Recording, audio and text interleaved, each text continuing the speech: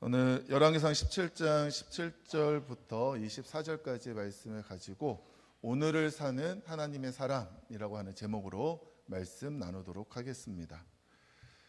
우리 열왕기상에 있는 말씀을 계속해서 지금 살펴보고 있습니다. 열왕기상에서 여러 많은 사람들을 지금 만나고 있죠. 솔로몬과 같이 하나님 앞에 인정받았으나 말년에는 하나님을 떠났던 사람, 또 르호보암과 같이 자신의 권력과 힘을 과신하여 결국 나라를 분열시킨 사람, 또 여로보암과 같이 하나님께서 맡겨주신 것인데 자신인 것처럼 착각하여 자기 마음대로 죄의 길을 걸어갔던 사람, 또한 아합과 같이 우상 숭배를 하면서 더 큰 죄를 아무렇지도 않게 저지른 사람. 이렇게 11개의 말씀은 많은 사람들을 우리 가운데 보여주면서 이들처럼 살면 안 되겠구나라고 하는 그런 반면교사의 교훈을 우리에게 주고 있습니다. 그러나 하나님께서는 언제나 경고로만 우리에게 말씀하시는 건 아닙니다. 하나님께서는 늘 시대의 한복판에 하나님의 사람들을 세워주십니다. 11개의 말씀 안에서 왕들의 이야기임에도 불구하고 왕도 아니고 제도권의 중심에 있던 사람도 아니고 눈에 띄는 그런 배경을 가지고 있는 사람도 아니지만 하나님께서는 하나님께 속한 한 사람을 세워주시는데 그가 바로 엘리야 선지자입니다. 하나님께서는 열왕기상 17장 말씀에서 엘리야를 등장시키면서 우상 숭배로 인하여 영적 가뭄과 같은 시대에 하나님의 뜻을 전하고 하나님의 능력을 행하는 사람이 있음을 알려주십니다. 그래서 열왕기상 17장 말씀만 봐도 엘리야의 말대로 비가 그치고 가뭄이 시작되고 그리 시냇가에서 까마귀들이 아침 저녁으로 먹을 것을 가져다 주고 또 사르밧 과부의 집에 기름통과 가루통이 비워지지 않고 계속해서 채워지는 기적이 일어나게 되고 또 오늘 본문 말씀에서는 사르밧 과부의 아들이 병들어 죽었다가 다시 살아나게 되는 일이 일어나게 됩니다. 이처럼 엘리야는 능력 있는 선지자입니다. 그러나 우리가 엘리야가 이런 능력을 행했다고 해서 착각하지 말아야 될 한 가지는 무엇이냐면 그가 행한 능력은 그의 능력이 아니라 하나님의 능력이라는 사실입니다. 여러분, 교회의 역사 속에서 하나님의 능력으로 치유의 역사를 행한 많은 사람들이 있습니다. 또 우리 한국 교회 개신교회 역사의 흐름에서도 보면 정말 치유, 신유 이런 능력을 행하신 분들이 많이 있죠. 그런데 문제는 뭐냐면 그 능력을 자기의 능력으로 착각하니까 그 결과가 어떻게 됩니까? 이단으로 빠지고 사이비로 빠지게 됩니다. 여러분, 이단과 사이비의 출발점은 능력 없는 데서 시작하지 않아요. 어떻게 보면 오히려 능력이 있었던 자리로부터 시작하게 됩니다. 그런데 엘리야는 하나님의 능력을 드러내서 자신이 영광받은 사람이 아니라 하나님이 주신 그 능력을 하나님의 뜻대로 사용하고 하나님 앞에 영광을 돌린 사람, 그가 바로 엘리야죠. 엘리야는 하나님께서 주신 말씀을 그대로 전달하였고 하나님께서 주신 능력을 그대로 사용한 사람입니다. 거기에 자신의 어떠한 것도 첨가되지 않습니다. 그래서 이런 사람을 오늘 말씀에서 뭐라고 부르냐면 24절 말씀에 보면 당신은 하나님의 사람이시요 라고 하면서 하나님의 사람이라고 하는 이야기를 하고 있습니다. 하나님의 사람 엘리야. 바로 엘리야는 하나님의 사람이었기 때문에 이 17장에 나타나는 위대한 일들을 행할 수 있었던 것입니다. 근데 오늘 본문 말씀에 보면 하나님의 사람이라고 하는 이야기가 두 번에 걸쳐서 나옵니다. 첫 번째는 18절 말씀에 나와요. 하나님의 사람이여 라고 하는 이 표현은 원망의 대상으로서 지금 불려지고 있는 이름입니다. 지금 과부의 아들이 죽었어요. 그 과부가 아들 잃은 슬픔을 하나님의 사람 엘리야에게 그 분노를 지금 쏟아내면서 하나님의 사람이여 당신 때문에 우리 아들이 죽었습니다라고 원망하고 분노의 내용으로 쏟아붓고 있습니다. 그리고 나서 24절에 한 번 더 등장하는데 24절에서는 엘리야가 그 아들을 살리니까 과부가 그 살아난 아들에 대한 그 감격, 기쁨을 가지고 하나님의 사람 엘리야에게 존경의 의미에서 자신이 표현할 수 있는 그런 기쁨과 감사의 마음을 담아서 당신은 하나님의 아들이십니다 라고 하는 고백을 하고 있는 거죠. 이렇게 본다면 하나님의 사람이라고 하는 이 이름도 때에 따라서 부정적으로 불리기도 하고 긍정적으로 불리기도 한다는 것을 보게 됩니다. 여기서 중요한 한 가지 사실 하나는 무엇이냐면 하나님의 사람이라고 하는 이름은 엘리야가 스스로 붙인 것이 아니에요. 나를 하나님의 사람으로 불러라 라고 이야기한 것이 아니라 그를 바라본 다른 사람이, 타인이 그렇게 부른 거죠. 여러분 사도행전에서도 보면 그리스도인이라고 하는 칭호는 안디옥 교회에서 이루어지게 되는데 안디옥 교회에 있는 사람들의 모습을 보면서 비로소 그리스도인이라고 일컬음을 받게 되었다. 사람들이 그들을 그리스도인이라고 불렀다라고 기록하고 있습니다.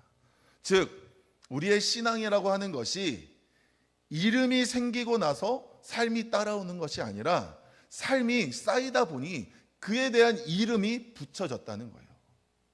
우리가 그리스도인으로서 명찰을 달고 다니니까, 하나님의 사람으로 명찰을 달고 다니니까 저 사람 하나님의 사람이네, 그리스도인이네 이렇게 이야기한 것이 아니라 우리의 삶을 통해 하나님의 사람임이 보여지고 그리스도인임이 보여지니까 그 모습을 보면서 다른 사람들이 저 사람은 하나님의 사람이다, 저 사람은 그리스도인이다 라고 불렀다는 거죠. 하나님의 사람다운 그리스도인다운 삶이 우리에게 쌓여야 세상에서 인정받게 됩니다. 여러분 하나님의 사람이 되는 것, 하나님의 사람으로 인정받는 것, 여러분 이것은 우리가 추구해야 되는 삶의 목표요, 신앙의 목표인 줄 믿습니다. 우리 옆에 분들한테 하나님의 사람이 됩시다 한번 서로 격려하시죠.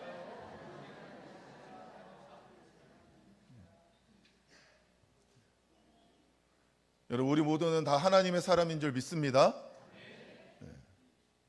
뭐 담임 목사의 사람, 뭐 누구 장로님의 사람, 뭐 이런 거 없습니다. 우리 교회 안에는 우리 모두는 다 저부터 시작해서 모두 다 하나님의 사람인 줄 믿습니다. 여러분 우리는 하나님의 사람으로 불리고 그런 합당한 삶을 살아야 되는 존재죠. 그런데 하나님의 사람이라고 해서 늘 좋은 일, 기쁜 일, 꽃길만 걸어가는 일들이 있지는 않습니다. 17장 말씀을 봐도 1절 말씀에 보면 엘리야가 아합에 가서 비가 내리지 않을 거다, 가뭄이 임할 거다 라고 이야기하죠. 여러분 비가 내리지 않으면 살 수 없는 그 땅에 비가 내리지 않을 거다라고 이야기하는 그 사람을 아합이 가만두겠습니까? 그러니까 아합에게 가서 이런 이야기를 한다는 것 자체가 목숨을 걸고 가야 되는 일이라는 거죠.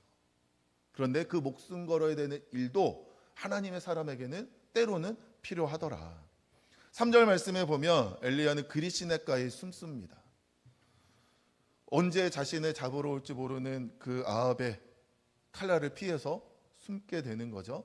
여러분 숨바꼭질을 해도 숨어 있으면 내가 언제 순례한테 걸릴까 좀 불안하고 초조하고 그런 마음으로 있는데, 게임을 해도 그런데 실제로 내가 누군가의 눈에 띄고 잡혀서 붙잡힌다면 큰 일을 겪을 텐데, 그렇다고 한다면 숨어 있어도 얼마나 불안하고 초조하고 힘든 마음이 있겠습니까? 하나님의 사람도 불안과 초조함을 갖는 순간이 있더라는 겁니다. 또한 이후에 엘리야는 하나님의 명령에 의해서 그 그릿시냇가를 떠나서 시돈의 사르밧 지역으로 가게 됩니다. 이방 땅. 그러나 그곳에도 여전히 가뭄이 있고 마실 것도 없고 먹을 것도 없는 그런 상황이죠. 그런 시간을 하나님의 사람이라고 해서 피할 수 없더라는 겁니다. 시대의 아픔을, 시대의 어려움을 동일하게 경험하게 되는 것. 이처럼 하나님의 사람도 시대적인 아픔을 겪게 됩니다.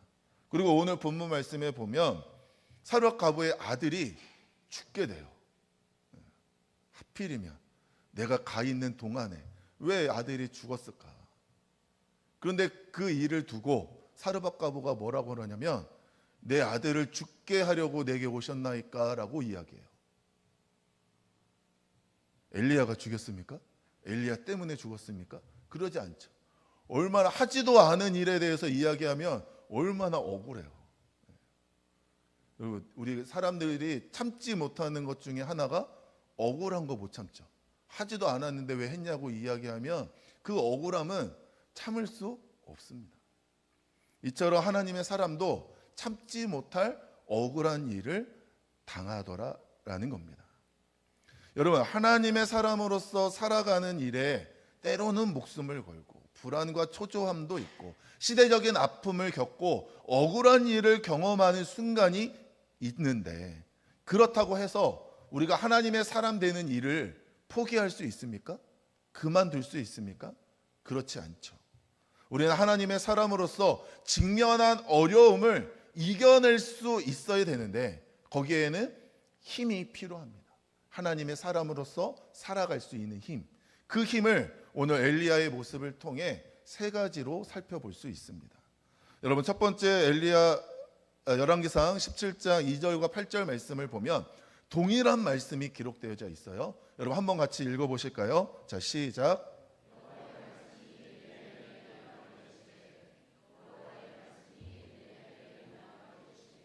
네, 여러분 똑같은 말씀이 기록되어져 있습니다. 엘리야의 인생은 자기의 계획에 따라 움직이지 않았습니다. 그의 발걸음은 언제나 하나님의 말씀 위에 걸어가게 되었다는 것이죠.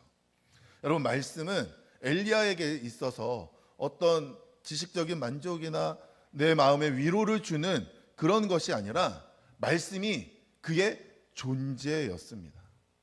상황은 지금 계속해서 바뀌죠. 환경도 불안정합니다. 그리고 앞으로의 내일도 어떤 일이 일어날지 모르는 불확실성이 가득한 시간 속에 살고 있어요. 가뭄, 그리시네가, 사르밧 지역 다니는 모든 일들 가운데 어떤 하나도 평안하게 만들고 기쁘게 만들고 즐겁게 만드는 것들은 하나도 없습니다. 그렇게 변하는 상황 속에서 변하지 않는 한 가지는 무엇이냐면 하나님의 말씀은 변하지 않았습니다.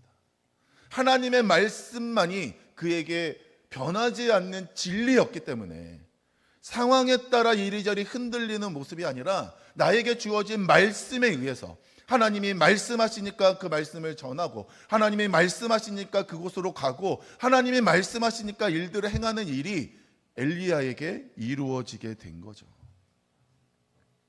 여러분, 하나님의 사람은 말씀 없이는 하루도 버티지 못하는 사람. 하나님의 사람은 말씀이 없으면 방향을 잃고 말씀이 없으면 내가 어떤 존재인지 내 정체성도 잊어버리는 사람입니다. 그래서 말씀이 우리의 존재를 붙들어 준다. 그러므로 엘리야가 그런 시대적인 상황 속에서도 굳건히 설 수 있었던 것은 말씀 위에 서 있었기 때문임을 우리는 보게 됩니다. 하나님이 말씀하시고 그 말씀대로 따라가더라. 또한 하나님의 말씀에 대하여 엘리야는 어떤 반응을 보여요? 순종하게 됩니다. 말하라고 하니까 말하고 가라고 하니까 가고 말씀대로 순종하는 삶을 살고 있습니다. 여러분, 사실 하나님의 말씀이라고 해서 그대로 다 이해가 되고 납득이 되고 받아들여지는 일일까요? 아합 앞에 서라? 죽을 각오 아니면 서기 쉽지 않습니다. 또 그리시네가에 숨고 사르밧 지역 이방 땅으로 가게 되고 과부의 집에 들어가서 아무리 힘들고 어려워도 과부집에 들어가서 내가 그곳에 신세를 져야 된다? 하고 싶지 않을 수 있죠.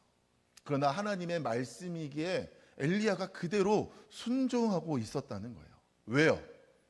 내가 머리로는 이해가 되지 않고 마음으로는 납득이 되지 않지만 그러나 하나님을 신뢰하기 때문에 하나님의 말씀대로 순종했던 겁니다. 엘리야의 순종은 이해가 됐습니다라고 해서 순종한 것이 아니라 내가 주님을 믿습니다라고 했기 때문에 순종한 거죠. 여러분, 엘리야의 이름의 뜻이 무엇이라고 말씀드렸죠?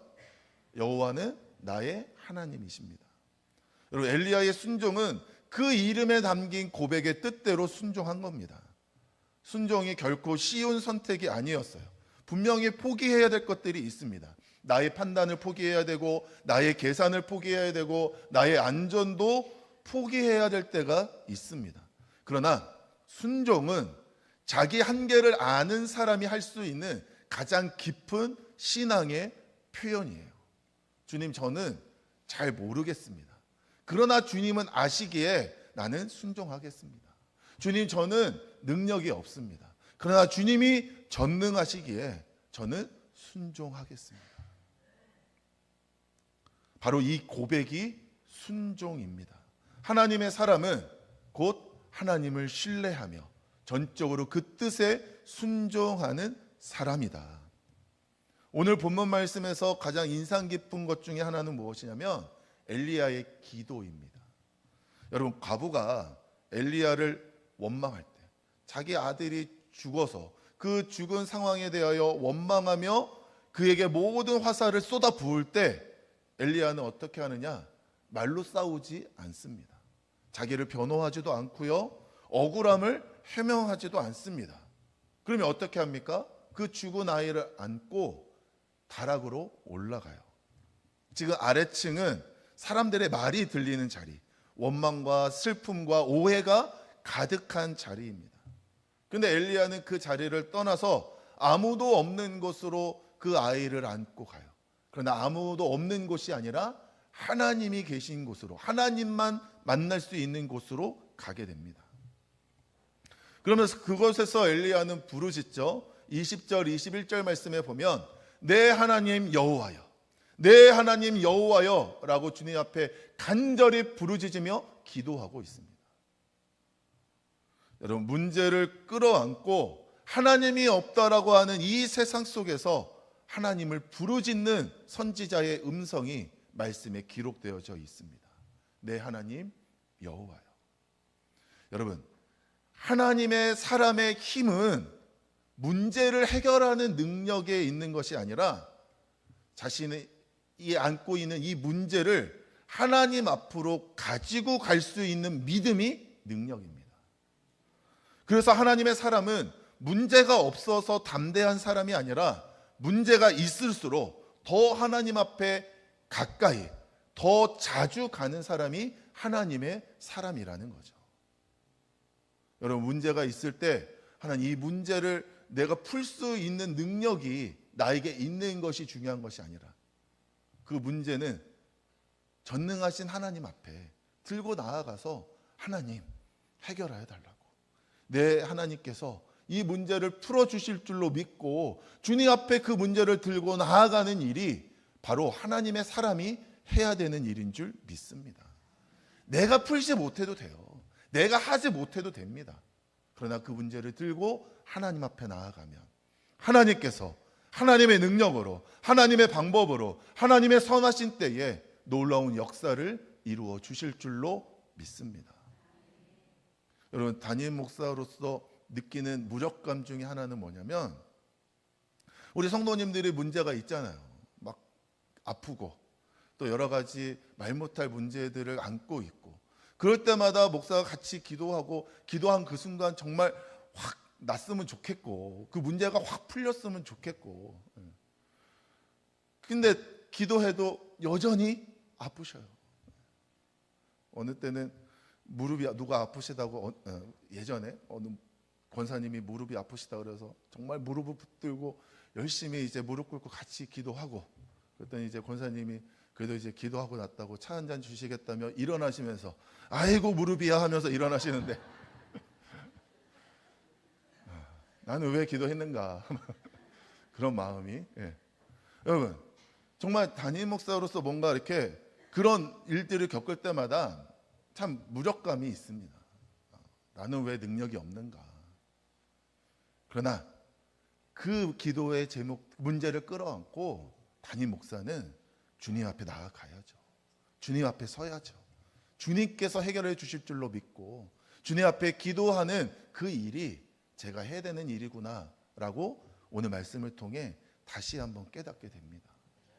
여러분, 우리 모두가 다 하나님의 사람으로서 뭐 문제 해결할 수 있는 능력이 우리에게는 없어도 돼요. 누가 해결하세요? 하나님이 해결하십니다. 그 하나님 앞에 더 가까이 나아가는 저와 여러분들이 되시기를 주님의 이름으로 축원합니다. 여러분, 엘리야라는 이름의 뜻은 분명합니다. 여호와는 나의 하나님이시다. 이 이름의 자체가 신앙 고백이죠. 엘리야는 나는 하나님의 사람이다라고 말하지 않습니다. 다만 자기의 이름에 담긴 그 고백대로 살았어요. 말씀 위에 서서 전적으로 순종하며 기도로 하나님께 나아가는 삶으로 살아냈습니다. 그 삶의 결과가 뭐예요? 하나님의 응답이 임하였고 하나님께서 그의 삶을 인도하여 주셨고 또한 주변에 있는 사람들을 통하여 당신은 하나님의 사람입니다라고 하는 인정을 받게 됩니다. 하나님의 사람은 내 하나님이여 라고 외치면서 말씀과 기도로 순종으로 살아가게 된다면 세상 속에서 당신은 하나님의 사람입니다라고 인정받게 된다는 것이죠. 사랑하는 성도 여러분, 오늘을 사는 우리의 눈에 보이는 현실적인 힘들고 어려운 일들도 분명히 있지만 그보다 우리는 더 영적인 깊은 가뭄의 시대를 살아가고 있습니다. 성공이 축복으로 여겨지고 주어지는 결과가 전보처럼 다인 것처럼 말하고 있고 자극적인 말이 진실을 대신하는 그러한 시대에 살아가고 있죠. 조용히 말씀을 붙드는 사람보다 요란하게 떠들며 자기 이야기를 펼치는 사람이 더 주목받고 있는 시대입니다. 이런 시대 속에서 하나님은 질문하세요. 내 사람은 어디 있느냐? 여러분, 우리는 하루를 살아가며 수많은 삶의 자리로 나아가게 됩니다. 가정 안에서 정말 신앙보다는 현실이 더 중요하게 보일 때가 있고 직장에서는 우리가 신앙의 신실함을 지키는 것보다 요령, 편법을 쓰는 일이 더 현명해 보일 때가 있고 또 만나는 관계 속 안에서 믿음의 태도가 오히려 불편한 존재로 여겨지는 때가 있는 거죠. 그러면서 엘리야가 받았던 원망처럼 우리도 이 세상 속에 믿음을 지키며 신앙 지키는 일들 때문에 받는 그런 말들이 있습니다. 야, 뭐 꼭 그렇게까지 해야 되냐? 너 믿는 사람 믿는 거 그렇게 티내서야 되겠느냐? 아, 이 정도는 타협해도 되지. 남들 다 하는데 유난 떨지 말아라. 바로 그 순간 오늘을 사는 하나님의 사람들에게 선택의 순간이 오게 되죠. 그 사람을 설득할 것인가 아니면 하나님 앞에 나아갈 것인가. 여러분, 하나님의 사람 엘리야는 하루하루를 살아가고 있습니다. 자신에게 주어진 현실을 외면하지도 않았고 그것들을 문제들을 뒤로 미루지도 않았어요. 하나님이 전하라 하니 그날 그 시간에 전했고 하나님이 숨으라고 하니까 바로 숨었고 하나님이 옮기라고 하니까 옮겼어요. 여러분, 엘리야의 오늘은 하나님과 함께하는 오늘이었습니다. 그는 오늘 주어진 말씀 앞에 섰고 오늘 요구되어지는 순종을 선택했고 오늘 감당하기 어려운 현실을 기도로 주님 앞에 들고 나아갔죠. 그렇게 하루하루를 오늘을 살았을 뿐입니다. 그런데 그 오늘이 그를 하나님의 사람으로 만든 거죠. 여러분, 우리의 삶은 어떻습니까? 종종 우리는 이야기하죠. 상황이 좀 나아지면 제가 믿음으로 살겠습니다. 좀 이런 문제 풀리면 조금 더 주님 앞에 나아가겠습니다. 그런데 하나님은 우리에게 다른 질문을 하고 계세요. 오늘은 나와 함께 살고 있느냐? 여러분, 하나님의 사람은 상황이 좋아서 하나님을 찾는 사람이 아니라 상황이 여전히 버거움에도 불구하고 오늘 하나님을 선택하는 사람인 줄로 믿습니다. 오늘의 가정에서, 오늘의 직장에서, 오늘의 관계 속에서, 오늘의 선택의 자리에서 여호와는 하나님이십니다. 여호와는 나의 하나님이십니다라고 자신의 삶을, 믿음을 고백하는 사람. 그래서 그러한 고백이 하루하루 쌓여져 갈 때 어느 순간 누군가가 우리를 보며 이야기하겠죠. 야, 당신은 하나님의 사람입니다. 사랑하는 성도 여러분, 오늘을 사는 하나님의 사람이란 특별한 능력을 가진 사람이 아니에요. 나에게 주어진 여러 문제들을 내가 막 해결하고 풀어내고 할 수 있는 그런 능력을 가진 사람이 아닙니다. 오늘을 사는 하나님의 사람이란 오늘 주어진 삶의 자리에서 하나님과 함께 하루를 살아내는 사람, 그 사람이 곧 하나님의 사람인 줄로 믿습니다. 오늘 말씀이 우리에게 주는 도전은 거창한 내일이 아니라 또 막연한 미래가 아니라 오늘 지금 여기에서 하나님과 함께 하루를 살아내는 것, 그것을 주님은 원하고 계신다는 거죠. 오늘 나의 삶의 자리에 주님이 없는 것이 아니라 말씀이 있는 오늘, 순종이 있는 오늘, 기도가 있는 오늘로 우리 하루하루를 쌓아가는 것. 그래서 그 쌓아진 하루하루가 오늘이 우리의 인생이 되고 그 인생을 통해 하나님의 사람으로 불려지는 것, 그것을 주님은 원하고 계십니다. 여러분, 오늘 집으로 돌아가는 그 길부터 하나님과 함께하는 하루로 시작하시기를 바랍니다. 그리하여 우리의 삶에 오늘 하나님과 함께하는 시간들을 통해 말씀으로, 순종으로, 기도로 주님과 함께하여 나의 오늘을 하나님과 함께하는 시간들로 채워가고 그 채워진 시간들이 내 인생이 되어서 정말 세상으로부터 당신은 하나님의 사람입니다 라고 인정받을 수 있는 저와 여러분들의 삶이 될 수 있게 되기를, 오늘이 될 수 있게 되기를 주님의 이름으로 축원합니다.